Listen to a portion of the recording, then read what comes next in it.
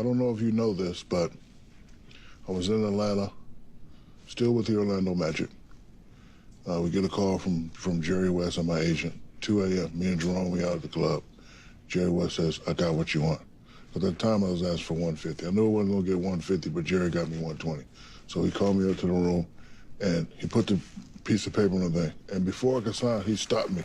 He said, let me tell you something. I just acquired this kid from Charlotte. You and him going to get about 3 or 4 championships. I was like, who are you talking about? He said, Kobe Bryant. I was like, all right, cool. I wasn't worried about none of that. I was just trying to get to that 120 and trying to get to that 120. And that was the first time I knew of your greatness. And then when you came in, you was 18, you was doing a lot. And I can remember the one time in the 3-on-2 drill, you came down on Sean Rooks and you put a big thing, bing, bing, bing, bing, bing. And Dale said, shh, Kobe, one day you're going to be a great player, but don't ever do that again. Yeah. I had the opportunity, to play against guys like Shaq and Corey Byron Scott, Eddie Jones, Cesar Ceballos, and it's been a great training camp so far. I'm really enjoying it, and I'm enjoying it to the fullest. One thing what I loved about you as an 18-year-old is you wanted it. A lot of guys on our team didn't want it, but you wanted it at a 18-year-old. And that's why in the Utah game, everybody talks about those air balls. I wasn't mad at you. Open Kobe Bryant for 3, another air ball. He shoots back-to-back air balls, Jazz basketball. And that's why I was the first one to come grab you and say, hey, I know everybody's laughing and giggling now, but one day people will fear you at the end of the game. So I knew that about you as an 18-year-old. It was fun. I remember the first practice, we had Travis Knight on the team. And, you proceeded to just annihilate this kid.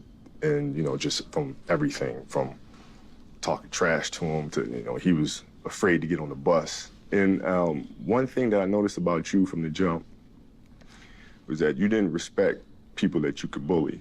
You didn't respect them, and you test them, and you'd see what they let you get away with, and you'd see if they would fold to that.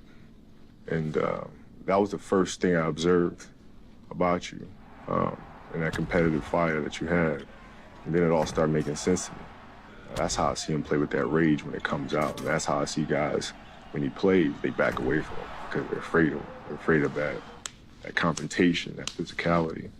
And then I remember you taking me down to Jerry's Deli. Back in the day, we had the big flip phones, you know what I mean? I didn't have one, though. You had one. I said, man, I didn't get one of those, man. That's pretty damn cool. Man.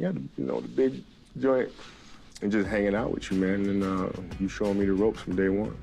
Being swept out of the playoffs in May. 96 through 99 was a frustrating point.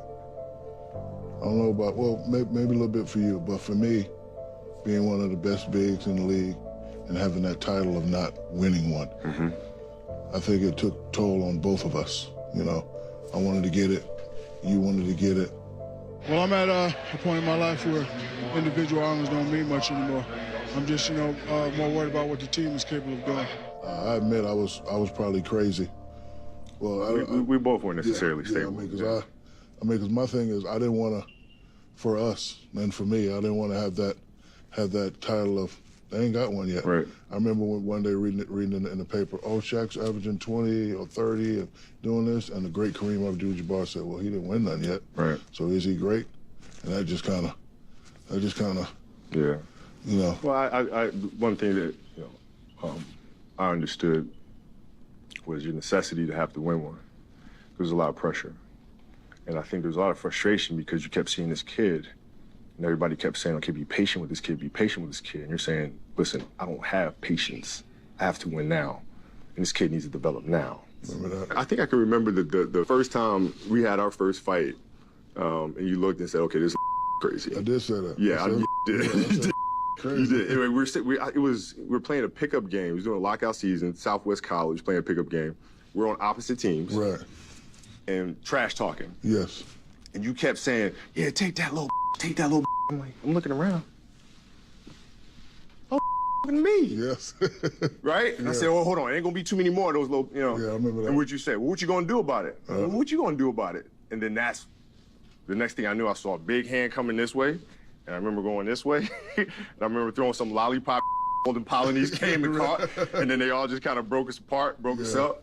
I'm looking at this, and I'm saying, man, he wants this thing. It affects him, right? I mean, it consumes him.